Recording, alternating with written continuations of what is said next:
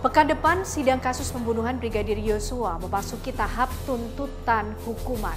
Dan sepekan terakhir ini, para terdakwa telah menjalani sidang pemeriksaan sebelum tuntutan hukuman untuk mereka dibacakan oleh jaksa penuntut umum.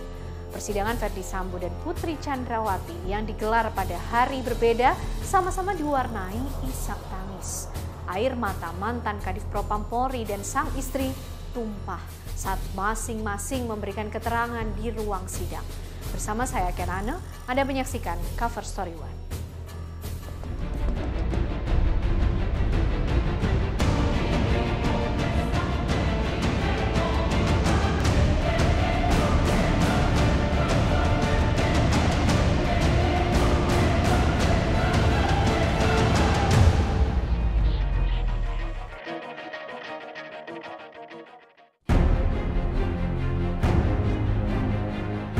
Dalam persidangan pada hari Selasa 10 Januari, tangisan Ferdy Sambo pecah. Di depan majelis hakim, mantan Kadif Propam Polri itu menangis ketika menceritakan karirnya hancur setelah ia menjadi terdakwa dalam kasus pembunuhan sang ajudan Brigadir Yosua. Ferdy Sambo duduk sebagai terdakwa dalam persidangan lanjutan pembunuhan Brigadir Yosua di Pengadilan Negeri Jakarta Selatan. Bisa sedikit saudara jelaskan bagaimana perjalanan karir saudara selama 28 tahun, singkat saja, terutama di bagian-bagian penting perjalanan karir saudara. Sebenarnya saya malu untuk menjelaskan, tapi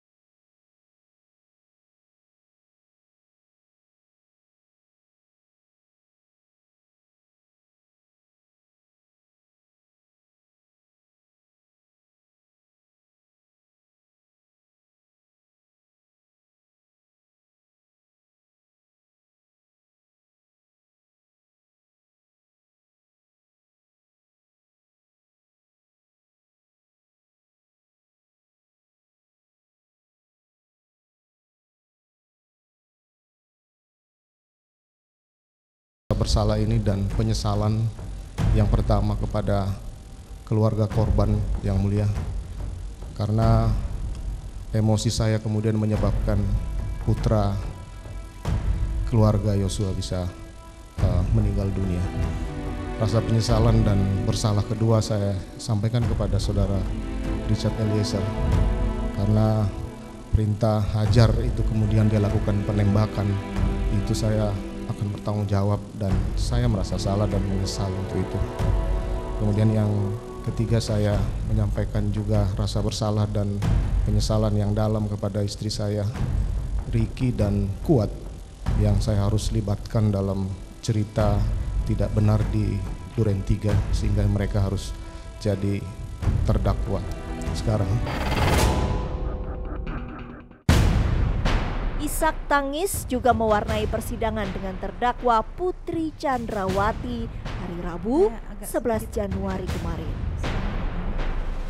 Istri Ferdy Sambo ini menjawab pertanyaan-pertanyaan majelis hakim disertai tangisan.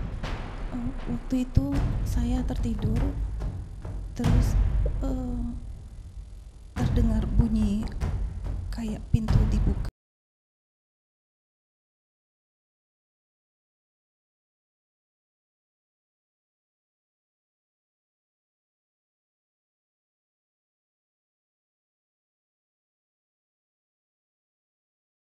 Dan saudara sudah memberikan keterangan kemarin ya.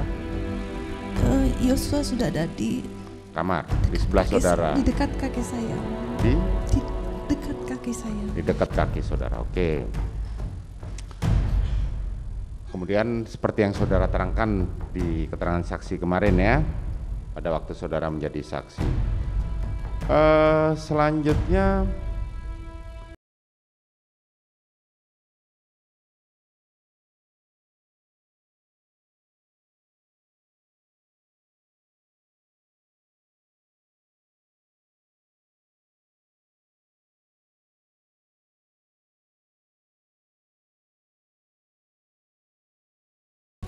Susi memegang kaki kanan saya.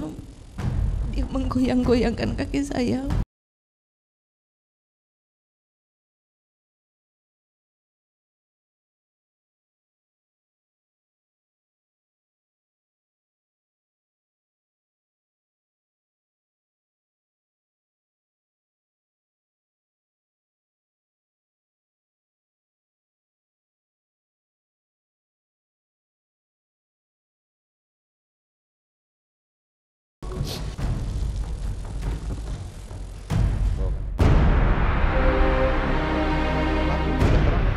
Di depan majelis hakim, Putri Chandrawati kembali menegaskan tentang adanya peristiwa pelecehan yang dilakukan Joshua terhadap dirinya di rumah Magelang, Jawa Tengah.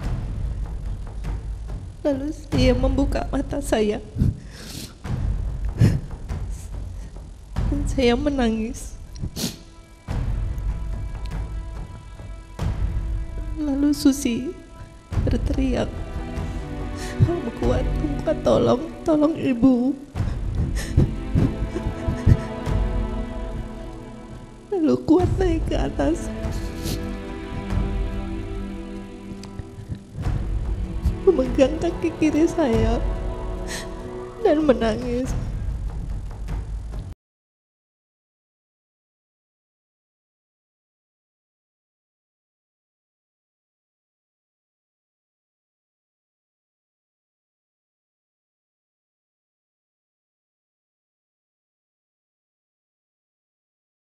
Minta maaf atas perbuatannya dan mohon ampun pada saya. Lalu saya suruh dia keluar. sudah, itu saja percakapannya. Iya, yang mulia. Kenapa Pak? Ada apa Pak? Langsung pas kamu lihat saya di samping kanannya beliau. Woi kau tembak cepat kau tembak.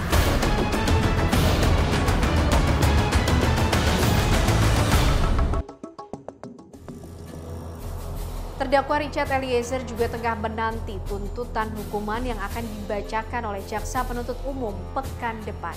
Minggu lalu, Eliezer telah menjalani sidang pemeriksaan terakhir sebagai terdakwa. Lantas apa saja yang disampaikan Eliezer, terdakwa satu-satunya yang berstatus justice collaborator atau penguak fakta?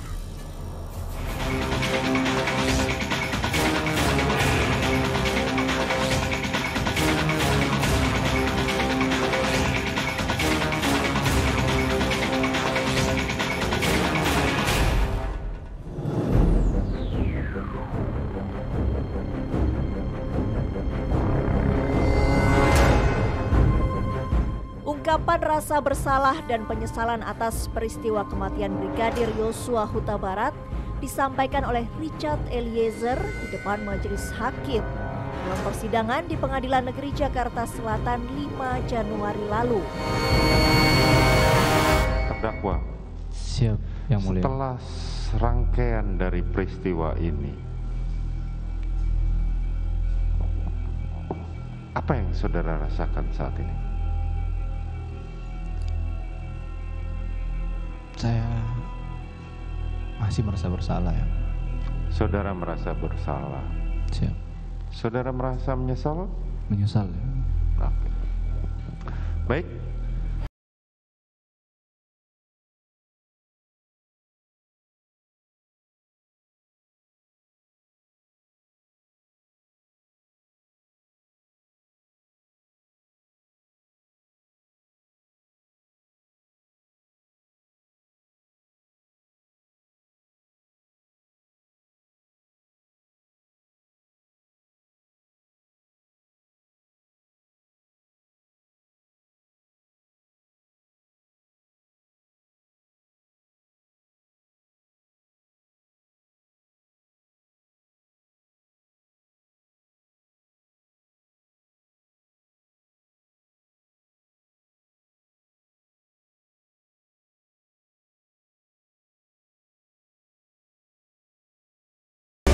sudah ada beberapa ketentuan tentang pemberian penghargaan kepada justice collaborator atau saksi pelaku yang bekerjasama.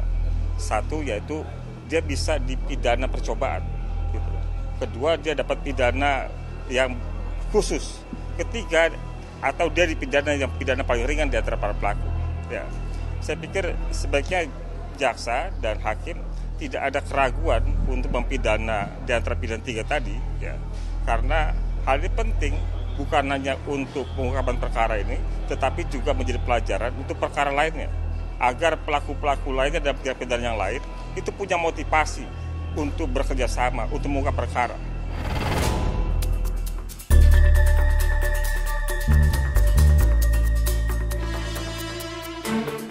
Dalam persidangan 5 Januari lalu, Richard Eliezer yang duduk sebagai terdakwa menegaskan lagi soal kronologi pembunuhan Brigadir Yosua yang diduga didalangi oleh Ferdy Sambo.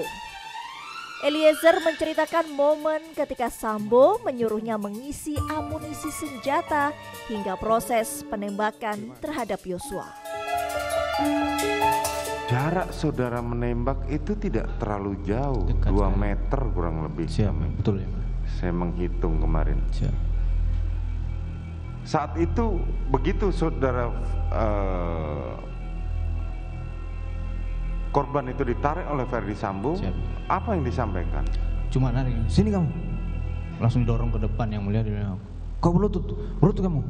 Disuruh berlutut, yang mulia. Berlutut itu di antara tangga dan pintu gudang itu? Pas di depan tangga, yang mulia. Pas di depan tangga, siap. Oke, kemudian? Habis itu langsung dia kan almarhum tanya kan ke Pak Sambo, ih Pak, kenapa Pak, ada apa Pak? Begini, tangannya di depan, yang mulia. Kenapa Pak, ada apa Pak? Langsung Pak Sambo lihat saya di samping kanannya beliau. Woi, kau tembak cepat kau tembak. Langsung saya keluarkan senpi, yang mulia. Ya, saudara tembak. Siap.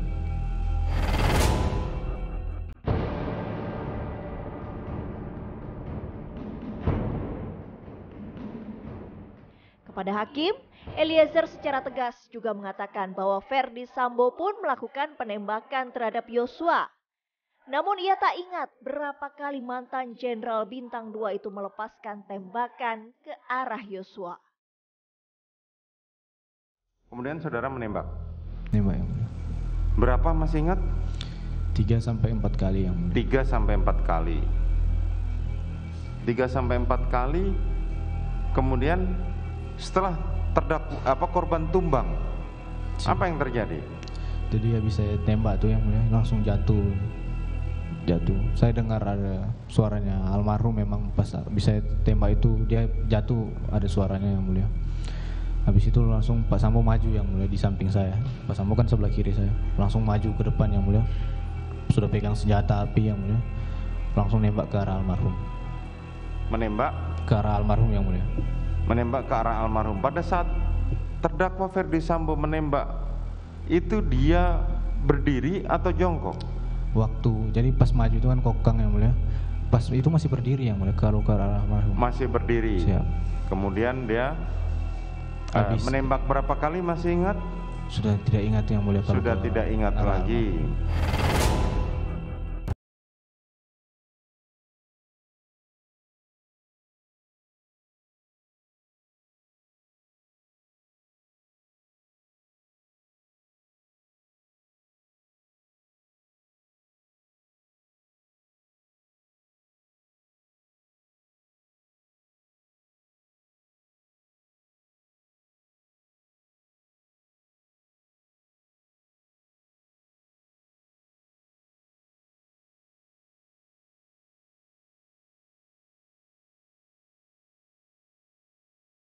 Kanan.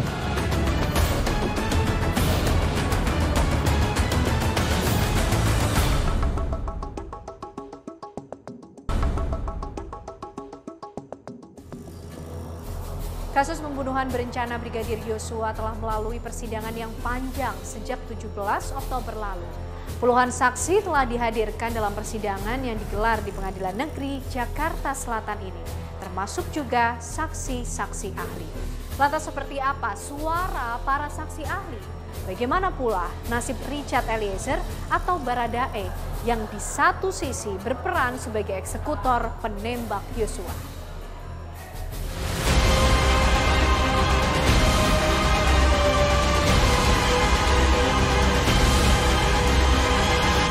Masuk akal banget dia nembak pakai pistol Yosua, tapi ya nggak apa-apa, sah-sah saja. Saya nggak akan dia tetap harus dengar juga.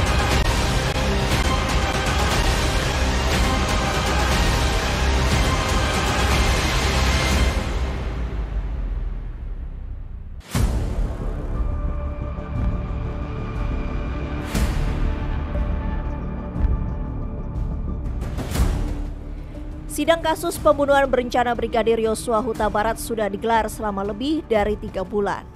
Sejumlah ahli juga sudah memberikan kesaksian meringankan untuk sang justice kolaborator Barada Eliezer. Ketika saat juga diperintah dengan jabatan yang antara langit dan bumi juga. Iya, itu juga salah satu seperti yang tadi berkali-kali saya katakan ya, kalau kita berbicara kondisi psikologi klinis, itu konstruk dan faktor yang terlibat itu bisa banyak. Tapi dari hal-hal yang banyak ini kemudian bekerja sama akhirnya menghasilkan output keluarnya seperti apa.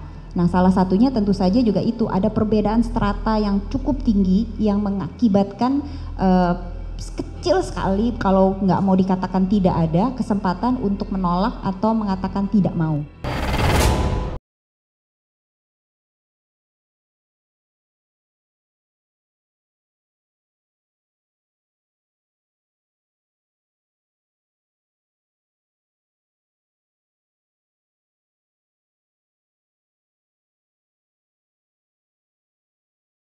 Atas perintah atasannya, Ferdy Sambo. Peristiwa bahwa klien saya ya dideskripsikan bahwa Richard Eliezer dibawa pengaruh atau tekanan dari Ferdy Sambo. Bagaimana Ali bisa menjelaskan pengaruh tekanan dalam situasi tersebut? Ini berarti masuk ke materi perkara ya. Saya sebut nama berarti izin majelis. Tadi saudara penasihat hukum menyebut nama Richard Eliezer dan Ferdy Sambo. Ya. Berarti yang saya pahami mereka adalah, saya tidak tahu sekarang apakah masih berstatus sebagai personil Polri atau tidak. Ya. Tapi mereka merupakan bagian dari sebuah organisasi penegakan hukum. Baik. Situasi tekanan yang tadi disebut oleh saudara penasihat hukum di dalam Khazanah Psikologi Forensik saya terjemahkan menjadi superior order defense. Yaitu bagaimana seorang pelaku membela dirinya dengan mengklaim bahwa perbuatannya tidak lain tidak bukan adalah akibat adanya sebuah tekanan dari atasan, superior order defense. Tentu saja pada dasarnya setiap pelaku dalam situasi yang sama boleh saja mengutarakan superior order defense itu. Tetapi di dalam Khazanah Psikologi Forensik diperlukan telaah 3 tahap. Kalau superior order defense tersebut menyimpulkan bahwa seseorang melakukan perbuatan pidana karena tekanan itu objektif ada dan karena yang bersangkutan tidak punya kesempatan, kemampuan atau instrumen apapun untuk menjauhi tekanan atau mengelak tekanan tersebut, serta yang ketiga ada resiko atau konsekuensi yang buruk, yang fatal yang akan dialami oleh yang bersangkutan sekiranya dia menolak tentangan tersebut, maka simpulannya adalah superior order defense bisa diterima.